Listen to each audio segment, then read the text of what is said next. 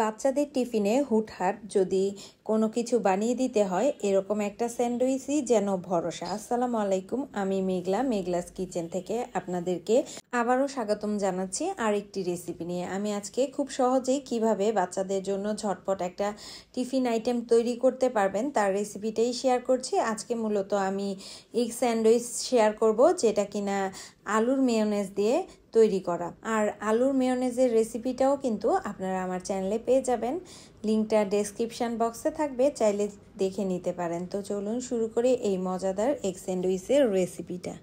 চুলায় প্রথমে একটা প্যানের মধ্যে পর্যাপ্ত পরিমাণ তেল দিয়ে দিব।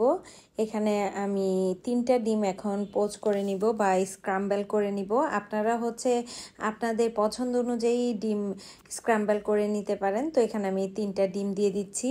এবার এতে হাফ চা চামচের মতন লবণ দিয়ে দিলাম, দিয়ে দিচ্ছি এখানে হাফ চা চামচের মতন কালো গোলমরিচের গুঁড়া। আপনারা চাইলে এটা স্কিপও করতে পারেন। আর সাথে দিচ্ছি 1 চা চামচ পরিমাণ এখানে চিলি ফ্লেক্স। আপনারা চাইলে এই দুইটা স্কিপ করতে পারেন, কারণ যাদের বাচ্চাদের জন্য বানাবেন ঝাল খেতে পারে না তারা এগুলো স্কিপ করে দিলেও পারবেন।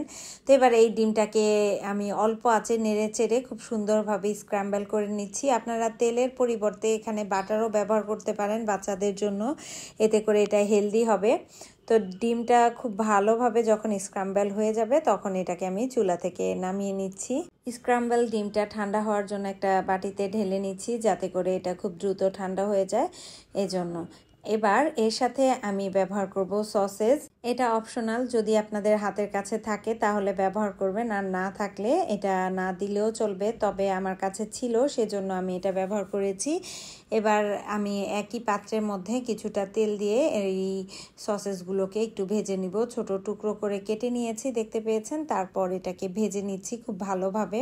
যখনই ভাজাটা হয়ে যাবে, অর্থাৎ কালারটা চেঞ্জ হয়ে একটু রেড কালার হয়ে যাবে, তখনই এটাকে আমি চুলা থেকে নামিয়ে তেলটা ছেঁকে ডিমের সাথে মিশিয়ে নিচ্ছি আর সম্পূর্ণটাই ডিমের মধ্যে নিয়ে নিচ্ছি। এবার এগুলোকে নেড়ে চেড়ে কিছুটা ঠান্ডা করে নিয়েছি।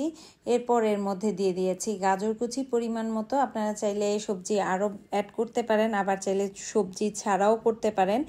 এই এগ স্যান্ডউইচটা করা একদমই ইজি, আপনারা চাইলে শুধুমাত্র ডিম দিয়েই করে নিতে পারবেন।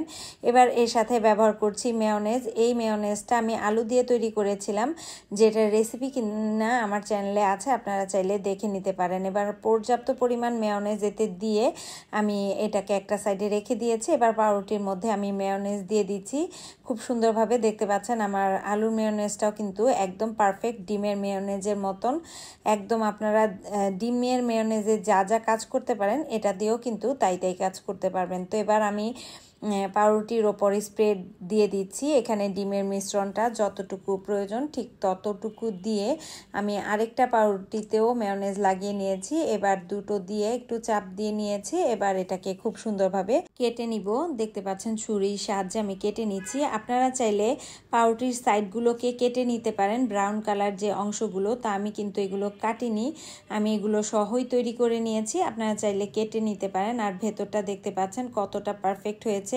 এবার এই স্যান্ডউইচটাকে কিভাবে সংরক্ষণ করবেন, যদি আপনাদের হাতের কাছে এরকম প্লাস্টিকের র্যাপারগুলো থাকে সেগুলো দিয়ে র্যাপিং করে রেখে দিতে পারেন ফ্রিজের নর্মাল চেম্বারে।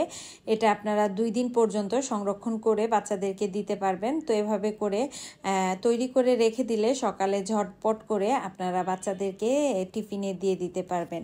আশা করি আজকের এই ছোট্ট রেসিপিটি আপনাদের ভালো লেগেছে। যদি ভালো লেগে থাকে অবশ্যই কিন্তু জানাতে ভুলবেন না। আর কে কে বাসায় তৈরি করলেন সেও কিন্তু আমার কমেন্ট বক্সে জানাতে পারেন আপনাদের এই রেসিপিটা কেমন লেগেছে। আমার বাচ্চাদের তো এই স্যান্ডউইচটা খুবই পছন্দের। আশা করি আপনাদের বাচ্চারাও এই স্যান্ডউইচটা খুব পছন্দ করবে। আশা করি আপনারা সবাই বাসায় তৈরি করবেন। আপনারা সবাই ভালো থাকবেন, আমার ফ্যামিলির জন্য দোয়া করবেন। আজকে পর্যন্তই, আল্লাহ হাফেজ।